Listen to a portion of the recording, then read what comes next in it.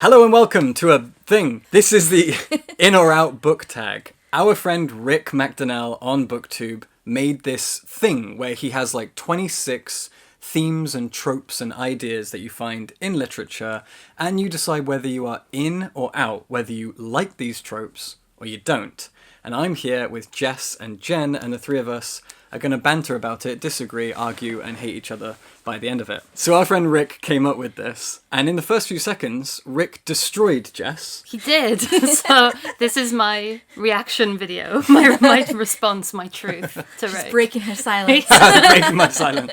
The first one is reading the last page first. Oh, the controversial question. This is the thing. So I'll link Rick's video in the doobly-doo, but this was the thing that Rick dragged Jess for, because he found out that this is a thing. I'm going to get dragged again. This is a thing that Jess does. Right, I don't do it for like every book, and I tried to explain to Rick, but he wasn't having it. But I only read the last page of the book first if I'm worried about the characters and I care about them and I'm worried something bad's going to happen, because it relieves my anxiety so I can read the book. It's like the website Does the Dog Die? Yes. Oh my god, Yeah. yes. Like, the worst thing is I'll still read the book, even if it's a bad ending. It's not like I won't read it. I just need to know so I can relax. So you're in. Yeah, it's sure, yes. For some psychopathic reason. I am out. Yeah. But it's so funny because I found out recently that my mom does this, so Really? she's in Me on and your this. mom have something in common. She will read the last page, and I was like, "Mom!" But yeah, I'm out. I don't do that. No, Yeah. of course I'm out. Unless I'm watching Memento. Shall I go? Number 2, enemies to lovers. Oh, Should we do 3? Yes, do count 3. Yeah. 1, 2, 3. In. Oh, brilliant! Okay. it's such a winner though. Yeah. Like, Yeah. it's always fun. You know, you've got the Yeah. conflict and the passion. Yes. I think sometimes the problem with this trope is some people don't think it's an accurate name. Like, it's more like they don't like each other, or they're like, it's like the enemies is too strong. Yeah, they're you not know what I always mean? enemies. Yeah, Okay. but I do like the whole conflict of like they don't get on at first, or there's this friction and they think they don't like each other, and then through character development or plot they find out more about each other and You're overcome literally that. describing Pride and Prejudice. Right. Yeah, I mean, that yeah, is Pride and Prejudice enemies is like to lovers. the yeah. quintessential enemies to lovers. Yeah. Yeah, absolutely. Yeah, I think Rick was out with this, right? But I thought his method was very sound, because he was like, sometimes, like What with did Rick say? like with Rise of Skywalker, like it's not given enough. You don't believe it, so I do think Yeah, it but has to be believable. that's a shit Yeah. film. Yeah, I This know. just doesn't count. But Okay, so Rick likes... So, to bring Rick up again, Rick's going to come up a lot in this, because he made this. In the Ketty J novels by Chris Wooding, it's a quadrilogy of fantasy, steampunky which books. you're gonna read, right? Someday. So I whenever I get a chance in like a Q&A video or something, I make sure I bring up these books because I love them and I know Rick loves them, and we're the only two people who have ever read them, and I'm sorry about that, Chris Wooding. I'll buy a lot of copies. But in that, there is a former lovers turned enemies into lovers again trope. Ooh, where, juicy. right? The protagonist left his fiancé at the altar to go become a sky pirate, and she was like, oh, okay, so screw him. So she becomes literally queen of the goth punk sky pirate people and outdoes him in every way. And then they start to fall in love all over again throughout the whole series. And it's the best Interesting. thing. Power move. That actually It's makes me a bit yummy. more intrigued, even though I'm a little annoyed I know more about it.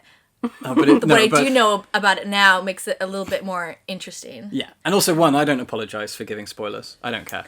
And two, that's my hot take. And two, like she's a goth girlfriend. Number 3, dream sequences. Oh, I just don't like being misled. Like, how many times I'll believe it and I'm like, oh, very excited, and it's not real. I can't deal with that emotion. I feel I'm like- sorry, I just can't. I feel like I'm cautiously in if it reveals something about the character, like psychologically, or like maybe character development. I do agree with others that say it's cheap foreshadowing. You know? Okay, yeah, and, yeah, like, yeah.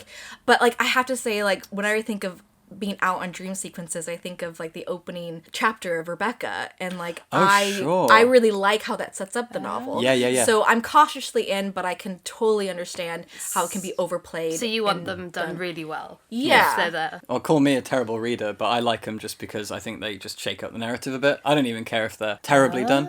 It's just nice So we have a yes, a no, and a caveat. Yeah, well, I just don't care. Like, if you have a literary novel that's really grounded, and then there's a dream sequence that features a bit of surrealism because it's a dream, that just shakes it up a bit. So number 4, love triangles. 1, 2, 3. In. Oh. Are you out? I'm very out. I love triangles. So fucking out. Oh my god. Okay, Oh, so I've actually been looking no. forward to this one because I love a love triangle when it's done obviously correctly. I think maybe that's a given for some of these tropes. Okay. But what I like about a love triangle is when the main character, like their personality is revealed through their choices and what their possibilities of their choice could be.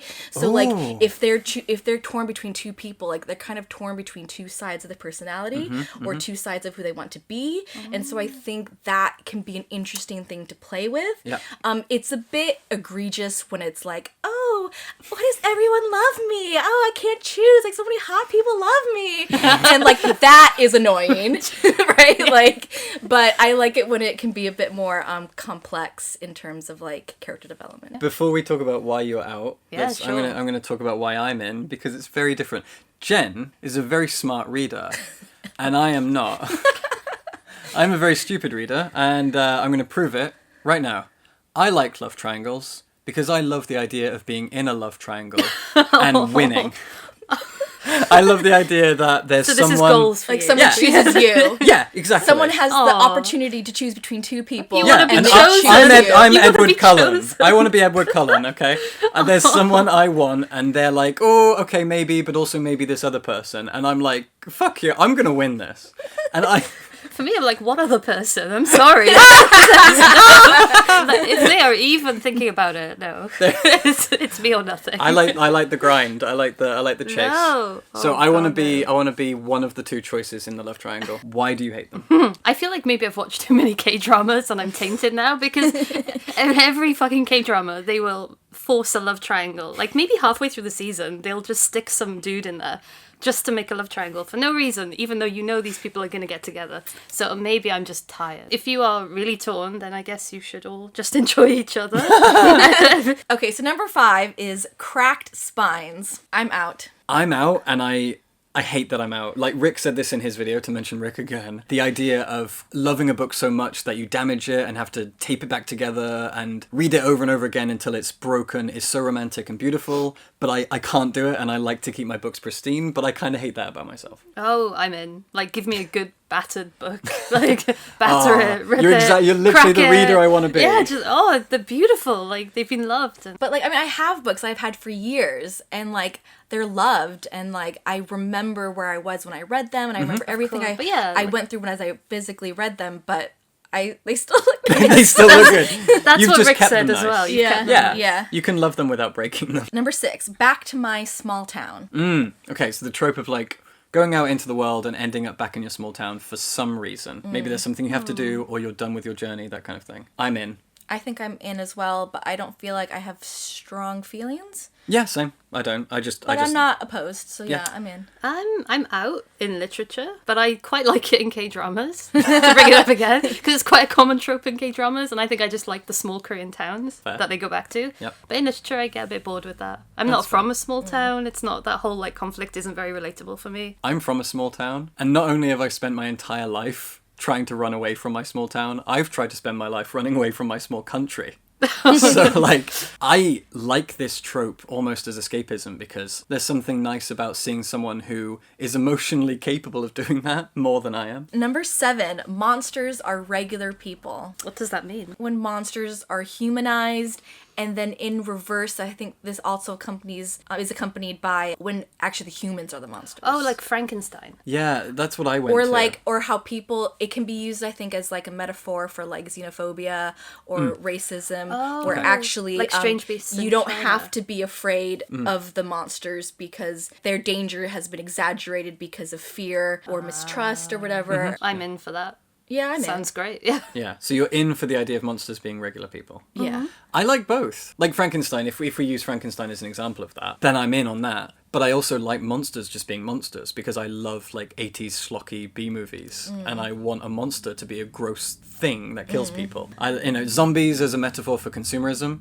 I'm in. Zombies that just kill people, I'm also in. Yeah. So I need both in my life. Yeah. Number 8, no paragraph breaks. I would say... Is that when it's just... It's Literally like just Duck's a Newburyport. wall of text. Oh, Duck's Yeah. Newburyport. I would say I'm out. Like, I need a break, but I think if the book is really good, I guess I'll read it, but I would prefer them to please use your paragraph breaks. Yeah, I'm out. That's just really off-putting for me. As someone who struggles to read regularly, I like that punchiness, so... I'm in theory. I like the idea of it. I think it could be a really good thing to do if it's thematically relevant, but I find it daunting. You open up a book and see it's like that, and I will go, oh.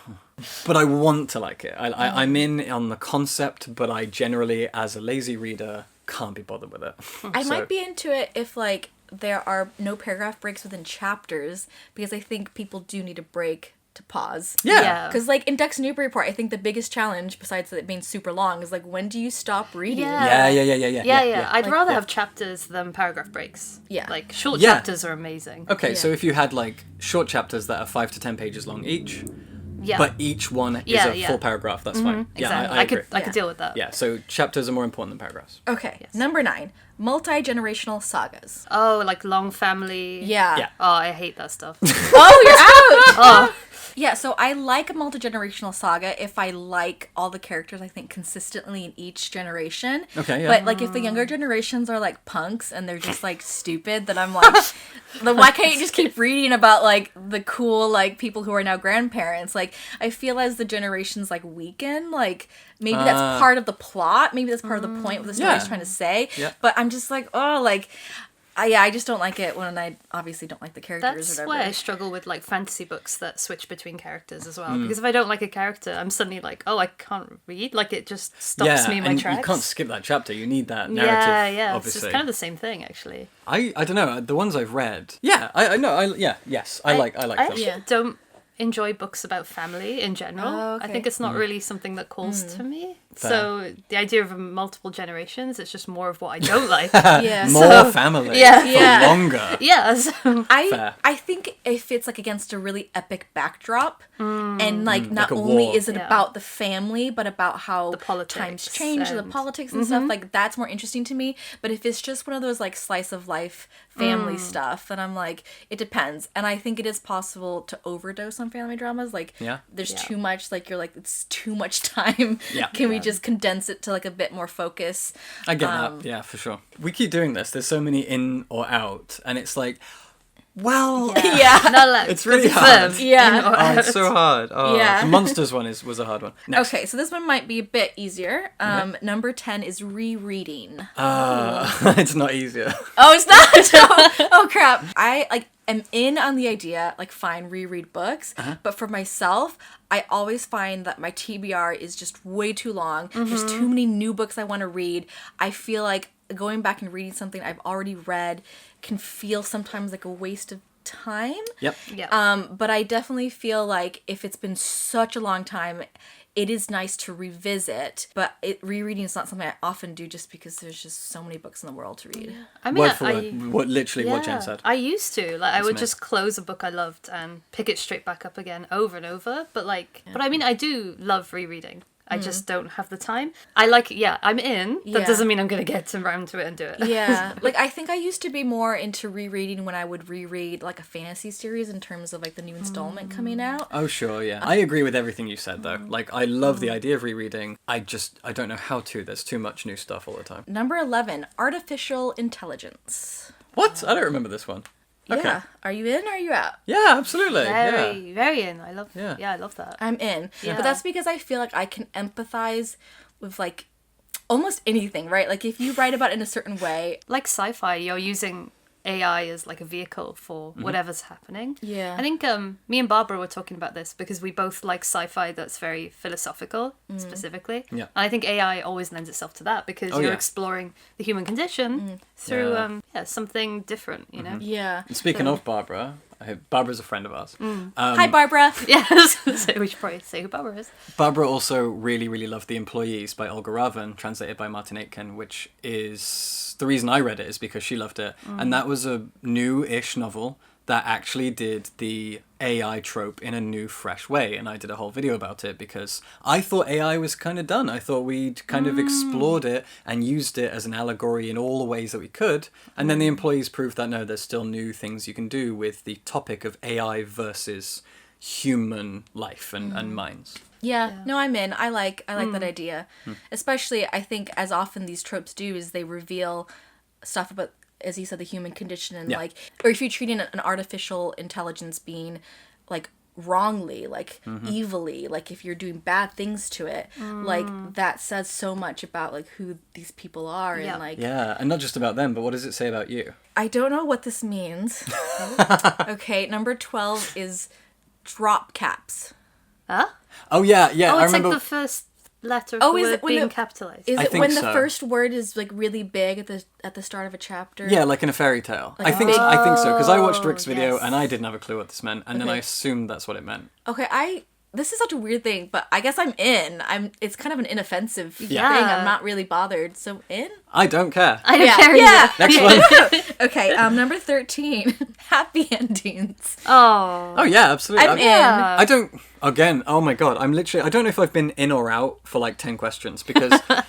Yeah, if it works, if it's narratively appropriate. Also, the first book series that I ever truly loved as a teenager was His Dark Materials, and that, spoilers, has a sad ending, and I'm still working through that still working in my through the 30s. trauma. So I haven't forgiven Philip Pullman for that. Anyone have anything to say about happy ending? I'm in, and I love a happy ending, but I feel like, sorry, this might be throwing shade at some people, but like I think it's like kind of the cool thing to be like, oh yeah, I love an unhappy ending. I'm so cool and edgy. Like I'm like, there's nothing wrong with like wanting people to be happy. I mean, like, obviously, like for some genres, it's a trope, right? Like if a romance doesn't have an happily ever after, is it even like a romance novel? Right. Good point. Yeah. Where's the romance? And obviously, I think like if narratively, it works more for them not to have a happy ending, then obviously like I'm for that. Like whatever serves the narrative. Yes. Yeah. But I don't think like rooting for people to be happy is like a bad thing. I prefer a happy ending, Yes. but if it's not the right thing, I would be equally annoyed. Exactly, So, yeah. An author has an idea of how they want their book to go, or they don't, and they're, discovery writer and just figuring it out. But the ending doesn't matter whether it's happy or sad. It's about whether or not it's satisfying. Yeah, does it? Yeah. Does it actually serve the plot? Yeah. Does it tie everything up together? Yeah. Does it actually work as a coherent narrative? I don't care if it's happy or sad. Yeah. Does it work? Does it? Yeah. Does it serve its purpose? Outside of the romance genre, I don't like a happy ending to feel contrived. Yeah, Yeah. sure, yeah, definitely. yeah. But if it works, then it works, and I'm all for that. But if it's contrived, then the narrative didn't work, isn't it? Yes, That's the yeah. So I guess we're all in as or long the as it works. execution. Yeah. Yeah. Yeah, I like happy endings. They just Okay. don't have to happen. Number 14, plot points that only converge at the end. That's literally what Agatha Christie is. Yeah. Right? And Yeah, I pretty love much, Agatha yeah. Christie, so I have to be in because I love Agatha Christie. But I would say in general, if it's not like a murder mystery, then no, that just irritates me. Okay, so I think this might refer more to like books where you have like different characters and you're not sure how they connect. Yes, and that's then good. throughout the novel, Okay. it becomes more and more apparent, or at the end, Yep. then you're like, oh, these weren't separate at all, but actually, Yeah. like this person was this person's Oh, relative no. or something. No, I don't care. You know, No. Appleseed jumps to mind with this. Oh. I I read that haven't read last Appleseed. year on Rick's recommendation. Oh, Rick, shut up. Stop coming up in this video. Shut up about Rick! Rick, all the time. Just hot, okay? It's not a big deal. But yeah, it did that. Different characters merged at the end. Very satisfying. Loved it. Kept me rooted because I wanted to know how that was. So I think I'm in, I guess. I'm in if it's Agatha Christie. I'm in. Number 15, detailed magic systems. Oh, okay. I have to... I'm sorry. I have to mention Rick again. Oh my god. So obviously... This is a tribute You to need Rick. to go marry Rick. Okay, the reason I wanted to mention Rick is because I agreed with everything he said in his video, because I rewatched that video recently to prepare for this, and he literally nailed it. So, can I just quote Rick? Yeah. I'm going to quote Rick. So Rick said... Yeah, so me as well. Rick said, a magic system should only need to make sense to the author, as long as the author knows how There's the an magic system internal works. logic. There's an internal logic, so that the magic system will never trip over its own feet because the author doesn't get how it works. The Yeah. author must know how it works, I don't need to as a reader. Yes. I don't need them to bore me with the intricacies of midichlorians, etc. I just need to make sure that they understand it so that it's consistent. And I Yeah. think that That's Rick actually nailed such it. a good point. Yeah. Yeah. I am like cautiously in. Again, I feel like I'm cautiously in on some of these. I haven't read some of these fantasy books that I'm thinking about, but like I don't like it when the detailed magic system becomes the genre, like becomes the book. Yeah. Like I feel I haven't personally read Brandon Sanderson, but I kind of feel like he started that trend You know, where things are overly detailed and explained in the book, and I was like, that becomes what the book is all about. Like, what about your characters? What about your plot? yeah. Like, no, you're just explaining. Yeah. So how that I've works. heard his magic. I haven't read him either, and I'm never going to. But Brandon Sanderson, I've heard his magic systems are really detailed and also really interesting and good. So well done to him. You're turning fantasy into like a science textbook, and like that's not what I want to read when I read fantasy. Yeah, I'd prefer it simple, honestly. Yeah. My brain can't handle a lot. Yeah, So, yeah. Continuing with fantasy, number 16 is classic fantasy races. Oh, it's something like elves and stuff. Yeah, elves, Yeah. dwarves, gnomes, Trolls. trolls. Trolls are great. Orcs. Tolkien stuff. Yeah, I am in. Yeah, grand. I'm in. Yeah, I'm out. I think they're boring. right? You can make them interesting, right? Like, it's not like... Oh yeah, you can. There's a lot you can do, even Definitely. though they're kind of... I think Archetypes. for I'm just kinda me done. it's definitely nostalgia. Yeah. It evokes Fair. a certain feeling like when I read Tolkien and other high fantasy kind of things, and so it just has this different flavor that I like, that is very nostalgic, and so I'm in. Yeah, I actually don't read high fantasy. Like, I do prefer like more modern stuff, but it's not because of elves and dwarfs that I don't really read high fantasy. Star Wars is a really good example of very imaginative character design, race design, etc. And I know I it's would technically prefer that, sci-fi, but yeah. it's fantasy. And that's what I like. I want weird new races, or like the Dark Souls video games and Bloodborne, like weird imaginative character design that I've never seen before, even though it wouldn't exist without Tolkien, and I respect that. Just using them again, it's like, can you not think of something else? I would rather it be interesting, whether you're using that or not. I don't really care, but just make it interesting. Fair. Okay, fair. number 17, unreliable narrators. Ooh, Oh, okay. So, I'm like this is actually like my favorite. So Yeah? I love an unreliable narrator, so Good. very much in. Kazuo Ishiguro is my favorite author, so I literally have to be in. I'm in. Yeah. Yeah, Awesome. it's I'm in. You know, if it's not done well, it can be quite frustrating. But it's when it's done well, it's so good. Absolutely. I think I like it a bit when it's a bit more obvious they're unreliable, but you still have to kind of figure out how they're unreliable. Oh, fun. that's Yeah, yeah, fun. What I yeah. don't Yeah. like is when everything seems like fine, and then all of a sudden there's a wrench thrown into it, and then all of a sudden it's like, oh, they've been unreliable this whole time. Yeah. And it's Right. like, Yeah. well, Yeah, that can be. then I don't like that. if they've not set it up well. Yeah.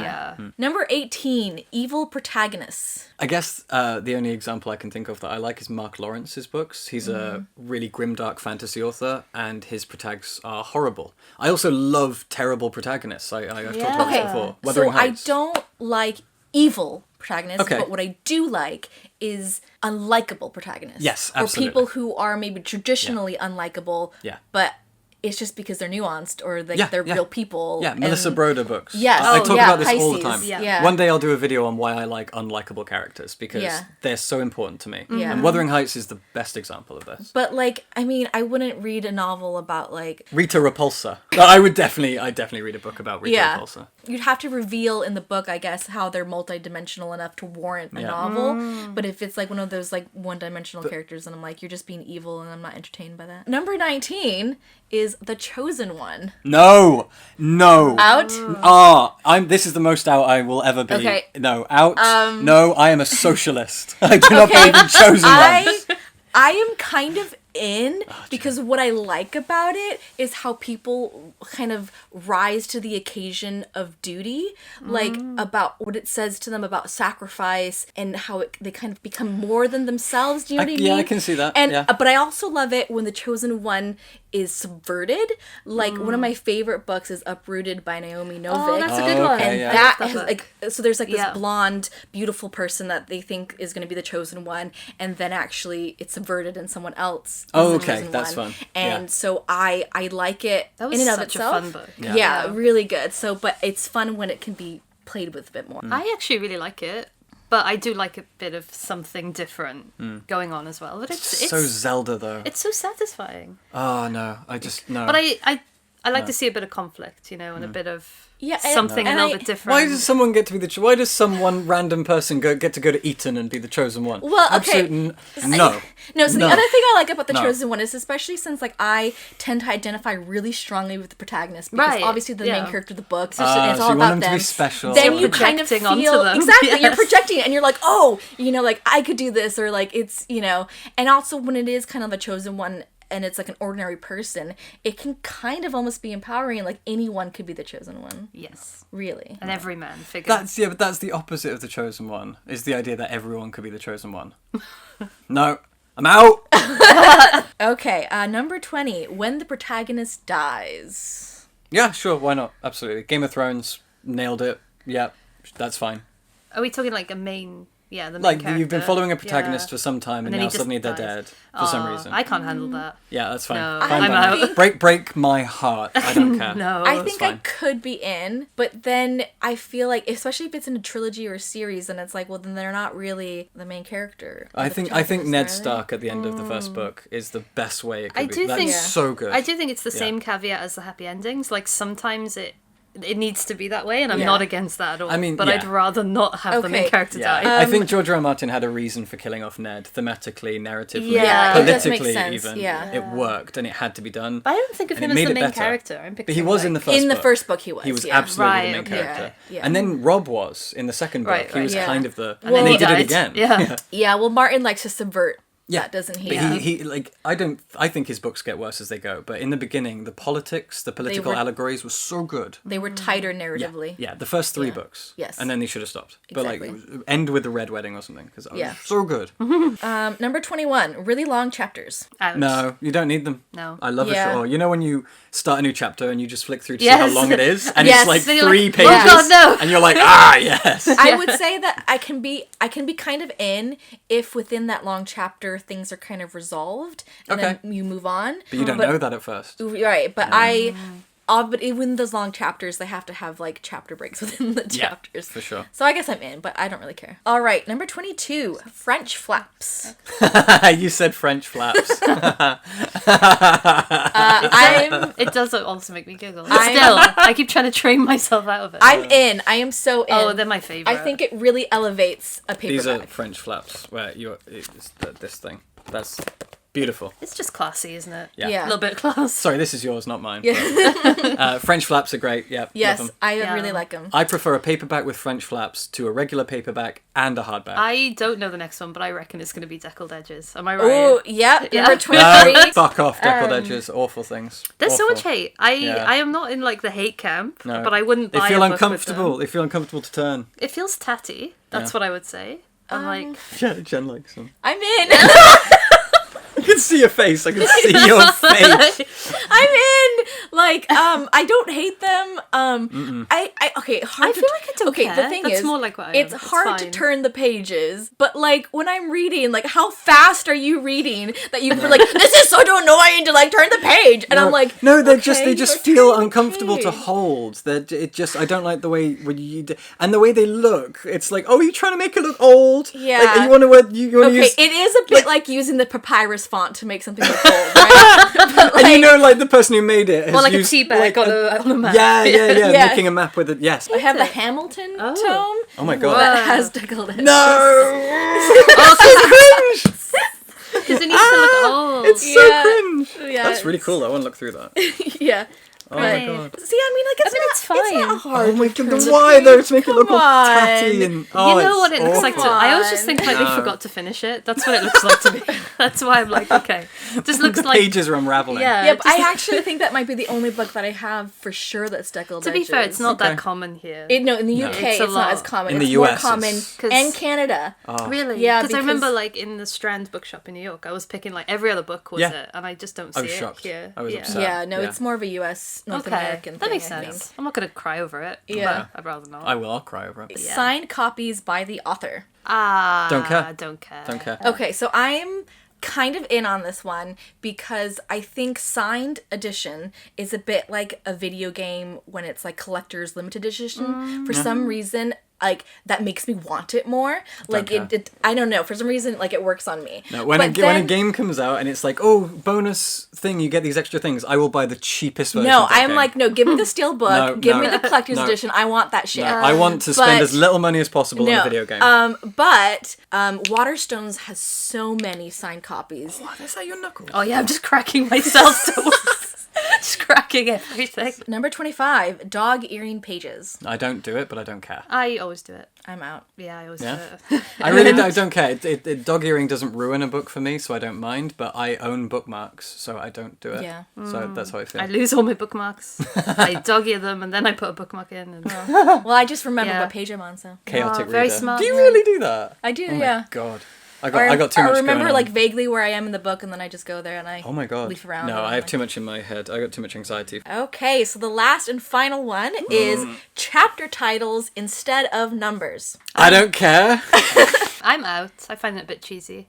Oh, interesting. Yeah, I like a think- number. I think I'm out just because. But I'm not going to not read the book. Like, I'm not that. But you I know. mean, like, I feel like I just don't pay attention to it enough. Like, Yeah, I often why, won't actually read it. Why are you naming the chapter? Like, Yeah. what is it supposed to summarize? Is it supposed to hint? Is it Foreshadow something. like Yeah. supposed to tie it together thematically? Yeah. Like, I like unconventional chapter titles. So kind of like they're not numbered and they're not like titled, but they're a like bit a word. Yeah, or I like. like when they're numbered, but the number is written out in words rather than digits. Or like isn't Piranesi does cool things with the way they do the chapters, like God, when I he does don't his remember. diary entries and stuff. Oh. Maybe. I know? don't remember. And on that damp squib of an answer, we're going to wrap this up. Is that it? That was it. That is it. Yeah. Okay. Thank you, Rick, That for was creating fun. this. That was amazing. And I think we stopped talking about you for about 5 minutes. Yeah. You're welcome, Rick. This video is going to be viewed by, like, I don't know, say a few thousand people. We just made it for Rick, really. Yeah. So if anyone else watched it, thanks. This is a tribute. Oh, my God. Jen, you're going to get a copyright strike now. All right, thank you for Bye-bye. watching. Thanks. And subscribe. For books.